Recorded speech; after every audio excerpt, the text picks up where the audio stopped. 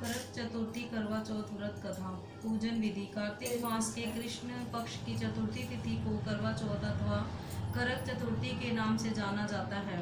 इस दिन सौभाग्यवती स्त्रियों के लिए गणेश जी की पूजा करने का विधान है। भारतीय वाडम्य में गणेश जी की पूजा किसी भी कार्य के प्रारंभ में करने के प्रथा सदैव से ही रही है, क्योंकि सभी देवों में इन्हें अनादिदेव माना गया है। अतः गणेश जी की पूजा सर्वप्रथम होती है।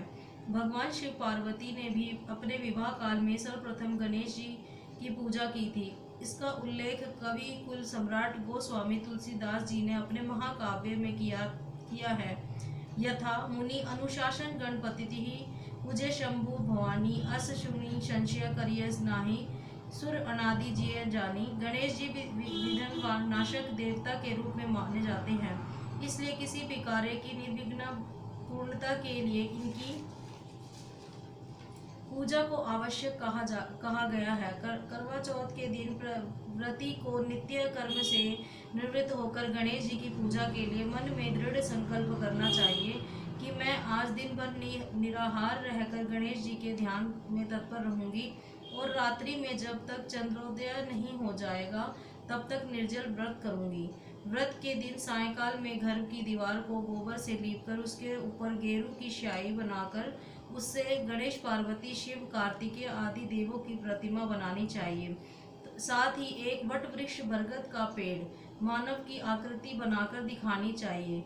उस मानव आकृति के हाथ में छलनी भी होनी चाहिए। पास में उदित होते हुए चांद की आकृति भी उसी दीवार पर चित्रित करनी चाहिए।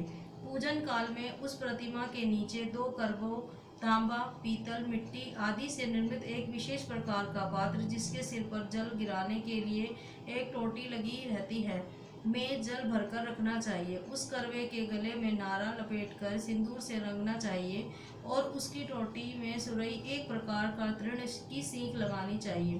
तदंतर करवे के ऊपर चावल से भरे हुए कटोरा रखकर सुपारी भी रखनी चाहिए। नैवेद्य के रूप में उस पर चावल का बना हुआ लड्डू, चावल के आटे में घी एवं शक्कर मिलाकर और लड्डू, जिसे बोलचाल की भाषा में शंकर पिंडी भी कहते हैं, रखें। इसके अतिरिक्त प्रतिमा पर के पास खीर, पूड़ी, चावल के आटे में उड़द की पिट्ठी भरकर पकाया हुआ पकवान, इसे लोक भाषा में फारा भी कहते हैं, भी नैवेद्य के रूप में अर्पण करें।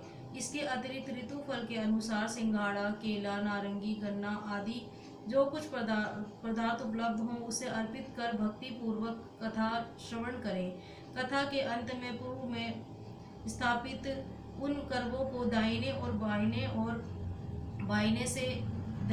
रखें, दाहिने ओर घुमाकर स्थापित कर दें। इस प्रक्रिया को लोक भाषा में करवा फेरना भी कहते हैं।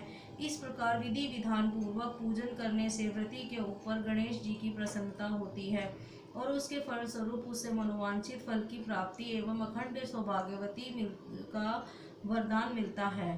कथा निम्न प्रकार है। साहूकार कन्या की कथा।